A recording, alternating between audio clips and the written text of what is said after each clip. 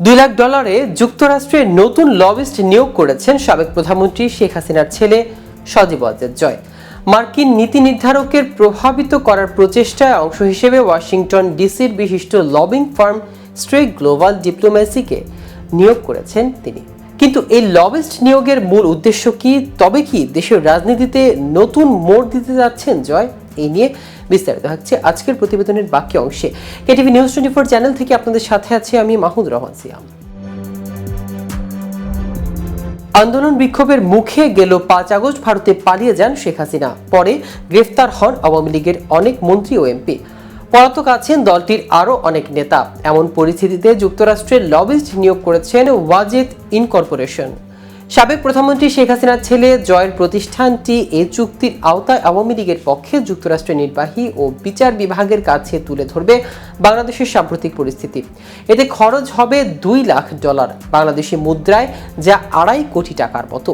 চুক্তি অনুযায়ী আওয়ামী লীগের পক্ষে বাংলাদেশের সাম্প্রতিক পরিস্থিতি যুক্তরাষ্ট্রের নির্বাহী ও বিচার বিভাগের কাছে তুলে ধরবে স্ট্রেক গ্লোবাল।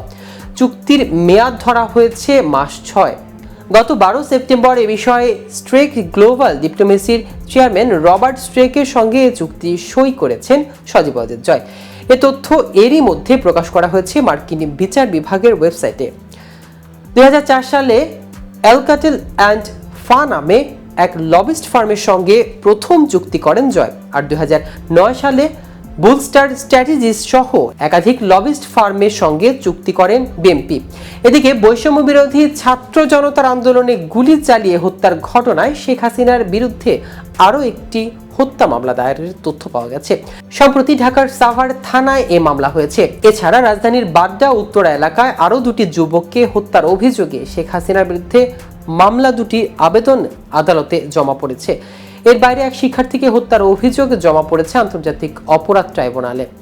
ছাত্র জনতার অভ্যুত্থানে গত 5 আগস্ট শেখ হাসিনার নেতৃত্বাধীন আওয়ামী লীগ সরকারের পতন হয়। 15 আগস্ট শেখ হাসিনার বিরুদ্ধে প্রথম মামলা হয় ঢাকার আদালতে।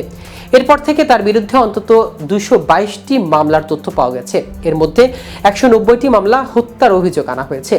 রাজধানীর উত্তরায় জিয়াউর রহমান নামে এক ব্যক্তিকে গুলি করে হত্যার অভিযোগে শেখ হাসিনা সহ 183 জনের বিরুদ্ধে মামলা দেওয়া হয়েছে। বুধবার ঢাকার সিএমএম আদালতে আবেদন করেন শাহনাজ আক্তার। এই ঘটনার আগে কোনো মামলা হয়েছে কিনা তা জানতে সংশ্লিষ্ট থানার ওসিকে নির্দেশ দিয়েছে আদালত। অন্যদিকে গত 5 আগস্ট রাজধানীর চাংখারপুলে গুলিতে 10ম শ্রেণীর ছাত্র আনাস হত্যার ঘটনায় সাবেক প্রধানমন্ত্রী শেখ হাসিনা সহ 25 জনের নামে আন্তর্জাতিক অপরাধ ট্রাইব্যুনালের চিফ প্রসিকিউটর কার্যালয়ে অভিযোগ দায়ের করেছেন নিহত ছাত্রের নানা। এছাড়া গণহত্যায় সরাসরি হুকুমদাতা হিসেবে আওয়ামী লীগের এবং 14 দলের শরীফ রাজনৈতিক দলগুলোর নামে একটি অভিযোগ দায়ের করা হয়েছে। দর্শক, আজ এ পর্যন্তই। সারা বাংলাদেশের নিত্য নতুন সকল আপডেট পেতে কেটিভি নিউজ 24 এর সাথেই থাকুন। ধন্যবাদ সবাইকে।